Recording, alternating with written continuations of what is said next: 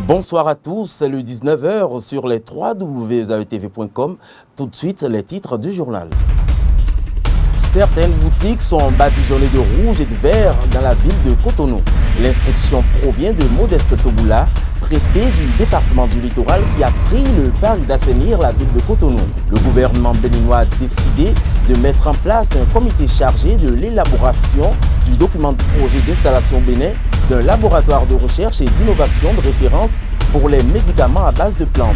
Plus d'explications sur le sujet dans ce journal. Enfin, passation de service aux forces navales béninoises, Albert Izine Badou supplée Joseph Gonzalo.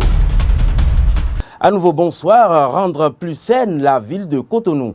Tel est le souci du préfet du département du littoral, Modeste Toboula. Depuis un moment, c'est la marque rouge et verte laissée sur les boutiques un peu partout dans la ville de Cotonou qu'on observe. Karina Deniyi et Nok Lakade pour le constat. Depuis un bon moment, les boutiques au bord des voies dans la ville de Cotonou sont marquées par des croix rouges et vertes. Le préfet Modeste Toboula compte rendre sa ville propre, mais cette décision n'est pas la bienvenue chez les propriétaires de ces boutiques. C'est avec désolation et amertume que certains constatent ce jour la marque sur leur boutique. Au fait, on les a vus ici le vendredi dernier. On est venu ici le matin, ils ont coché et ils nous ont rien dit. C'est après qu'ils sont partis qu'on a demandé les gens qu'ils nous ont dit que c'est le préfet qui les a ordonné de mettre le croix.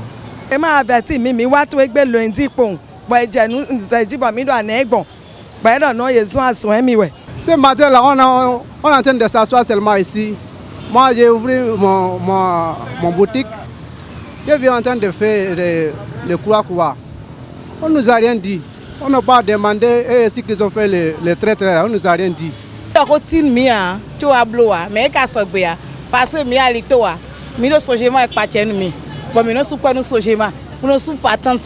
donc normalement, ce que j'ai averti,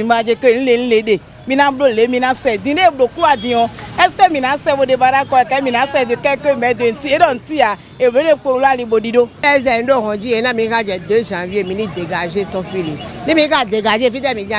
Et ma de fil média non na mi pour voir Indo ont dit. Les propriétaires des boutiques n'ont pas manqué de lancer un appel à l'endroit des autorités concernées. On n'a rien à faire. Donc c'est juste ça, on n'a pas autre chose. Donc je nous demande au préfet et au chef de penser à nous les pauvres. Parce qu'on n'a pas quoi faire, donc c'est sur ça qu'on peut avoir notre gain, quoi manger, c'est juste. Donc je demande au chef de penser à nous les pauvres. Non, il n'y a pas de il n'y a pas de c'est quoi mignalelo. Fita mina bien bon. Fita mina sous bon. Quoi la mina de sous ya mais quoi na fi mi ton là. Ou mi la sous la mina du. Et voilà blanc. Parce que s'ils ont cassé ici là, on ne peut pas faire on va faire quoi? On a qu'à nous laisser tranquille. Ni ekbakime fita mi na no on gboji mi ano bo sanua ni pon wewe bo gbolo fefeme ni jalelo ni bo mi mekunu le ye meme mado mede. Pour ces propriétaires, une assise avec les autorités est nécessaire pour qu'ils soient mieux imprégnés de la situation et fixés sur leur sort. Suite au Conseil des ministres du vendredi 4 novembre 2016, le gouvernement de la rupture entame un projet révolutionnaire dans le domaine de la médecine traditionnelle. Il entend créer très bientôt un laboratoire de recherche et d'innovation de référence internationale. Reportage. Bientôt, un laboratoire de recherche et d'innovation de référence pour les médicaments à base de plantes au Bénin. Une décision issue du Conseil des ministres du vendredi 4 novembre dernier est fortement appréciée au sein des praticiens de la médecine traditionnelle. C'est une décision salutaire. Plus c'est de ça, là, on a besoin. Puisque le Bénin a toujours chanté l'intégration des médecines traditionnelles dans le système national de santé et qui n'a jamais vu le jour. Mais si ce laboratoire peut venir, ça va vraiment intégrer la médecine traditionnelle qui est délaissée dans le système de santé. Oui, lorsque le gouvernement a pris cette décision, ça a été une joie pour nous, tradithérapeutes, parce que ça va permettre à chaque praticien de partir avec son produit et d'avoir un résultat positif, surtout lorsqu'on essaie de faire l'analyse de toxicité, de screen et autres. Donc, c'est une bonne information. Ça a été une joie pour nous. Alors, ce laboratoire est venu à point nommé, étant donné que en juillet passé, nous avons déjà validé le protocole d'autorisation de mise sur le marché. Alors, si le protocole d'autorisation de mise sur le marché est validé, nous avons besoin nécessairement de laboratoires de référence pour réellement valider nos produits et avoir l'autorisation de mise sur le marché. D'une part, d'aucuns craignent le piratage scientifique ou la copie illégale des formules. D'autres se réjouissent d'une épuration des vendeurs d'illusions. Ça cache un petit problème. Les thérapeutes ont dans la tête que la médecine traditionnelle est leur propre affaire. Et quand on compare ça, on ajoute la piraterie scientifique, on voit qu'ils ont raison. Les produits en désordre, il y en a de toutes les couleurs. C'est pour assainir ce milieu que le gouvernement est en train de prendre cette décision-là. À un moment donné, le ministère de la Santé avait conseillé à nous tradipraticiens de déposer nos produits dans des laboratoires. Et si tu déposes ça pour faire l'analyse de toxicité, screen, tout ça là, il faut déposer 300 000 avec un produit. Donc si tu as 5 produits, ça te fait 1 500 000. Tout tourne autour de l'autorisation de mise sur le marché.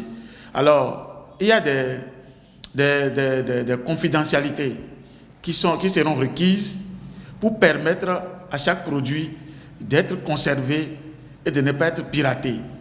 Je crois que tout ça là, on a beaucoup discuté sur ça. On a longuement discuté sur ça. Sur que nous devons avoir confiance réellement à nos institutions et croire que celui qui ne veut pas perdre aussi ne gagnera pas. En réalité, sans risquer, on ne peut rien gagner. Combiner la richesse naturelle existante à la science au service de la pharmacopée. Le gouvernement de la rupture, par ce fait, entend valoriser la pharmacopée, souvent reléguée au second plan. Les forces navales béninoises changent de commandement. Une cérémonie de prise de commandement qui s'est déroulée à l'état-major des forces navales en présence des ministres de la Défense et de l'Intérieur ainsi que de hauts gradés de l'armée béninoise en fonction comme à la retraite. Abdelkader Achirou pour le compte-rendu. Les forces navales béninoises en commandement.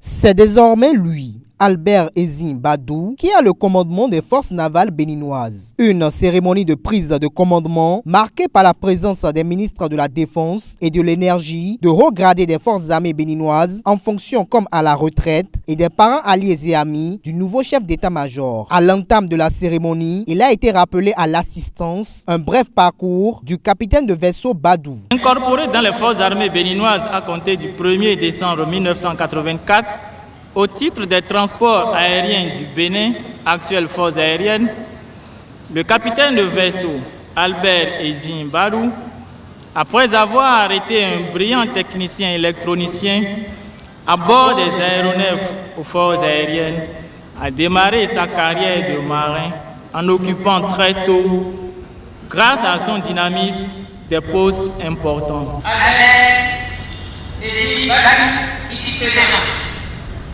Et vous devez, en cette équipe commandant-là, pour le bien du service, les élections de la commande militaire, l'observation des lois et les intérêts de la Bénin. À cela, il faut ajouter que compte tenu de ces différentes missions brillamment réussies, tant sur le plan national qu'à l'international, Albert Badou a reçu une myriade de décorations telles que la médaille de l'Union africaine, la médaille des Nations Unies, la médaille de bronze de la défense française et celle de chevalier de l'ordre national du Bénin et de la France. Et à peine investi du commandement des forces navales béninoises, l'homme est conscient de la lourde tâche qui relève désormais de sa responsabilité. Je sais que la tâche ne sera pas facile parce qu'une force navale se fait pour intervenir en mer. Il faut assurer les missions en mer. C'est-à-dire que nous devons défendre l'intégrité du territoire national à travers la mer. En faisant quoi? en luttant contre la piraterie par exemple, en luttant contre les pots de contrebande, en surveillant la pêche illicite, en faisant en sorte que nos eaux territoriales et notre économie active soient complètement à nous, que nous puissions exercer notre souveraineté sur les eaux territoriales, de façon plus halieutique et autres, les ressources minières, et sur notre territoire, faire en sorte que nous puissions défendre nos eaux territoriales et empêcher n'importe qui de se balader. Il faut noter que le chef d'état-major sortant, le capitaine de vaisseau Joseph Gonzalo, a géré les forces navales béninoises pendant environ 4 années. Après les rituels propres aux forces armées en de pareilles circonstances, le cérémonial a pris fin par la signature des documents de commandement, puis par un défilé militaire des forces navales béninoises.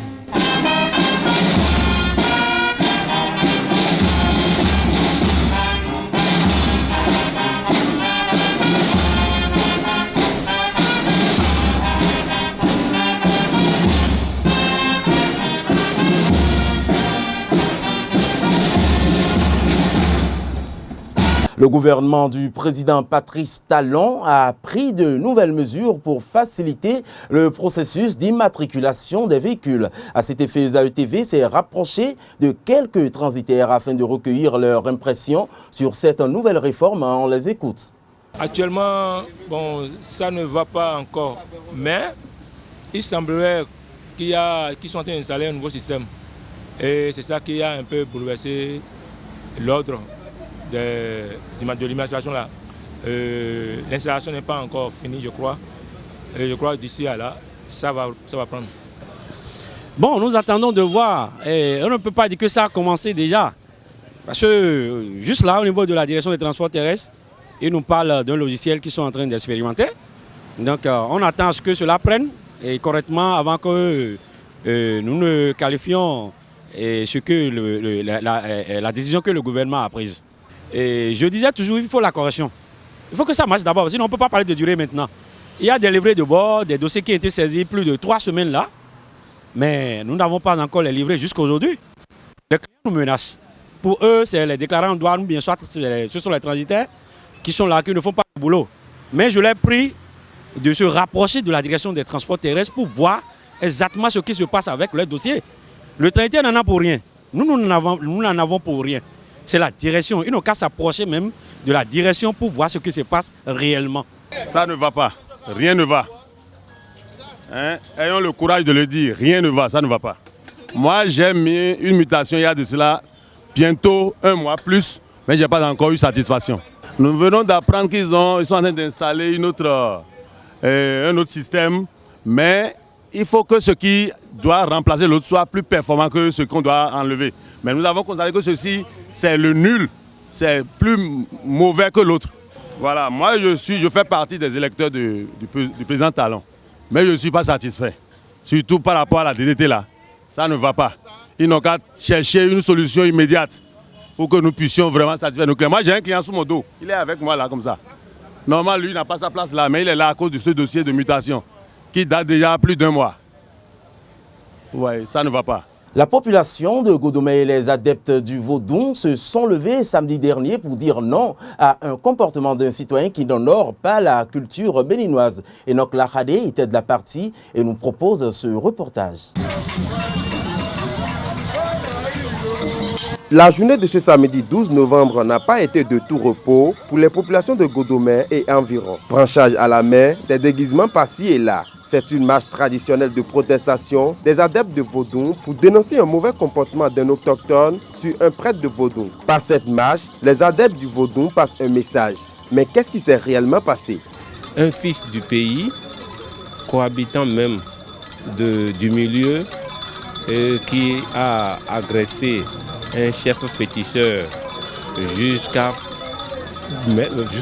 maintenir des comportements dont il ne devrait pas avoir sur le chef féticheur en question. C'est-à-dire, il a été jusqu'à faire des gestes qu'on ne peut pas observer dans cette situation-là. Ça a donné une situation fâcheuse et tous les dignitaires du culte vaudou, les adeptes, les féticheurs, tous les vaudouins se sont fâchés et ont dégainé. Selon les adeptes, autrefois, Cette marche traditionnelle pourrait faire fuir la victime de la localité ou entraîner sa mort. De nos jours, c'est une marche de colère mais pacifique. Ceux qui ont donné cet aspect de la chose, je leur donne raison. Mais c'est de l'ancien temps. Effectivement, dans l'ancien temps, lorsqu'il y a une audace comme ça donne des situations difficiles à vivre pour la victime. Mais avec la modernisation, avec la culture actuelle, avec tout ce qu'on enseigne aux gens, on a essayé de faire éloigner ce principe de la religion endogène. Ça n'existe plus et c'est pourquoi nous essayons toujours de conseiller les gens à respecter la religion endogène. Surtout que notre constitution même en donne grand respect. Une marche sans dégâts qui s'est transformée en une festivité entre les adeptes du vaudou. Le message est clair. À César ce qui est à César et à Dieu ce qui est à Dieu. Fin de ce point au quotidien de l'information sur les www.aetv.com que je vous remercie d'avoir suivi. On se retrouve demain, même heure, même site, www.aetv.com. Bonsoir chez vous.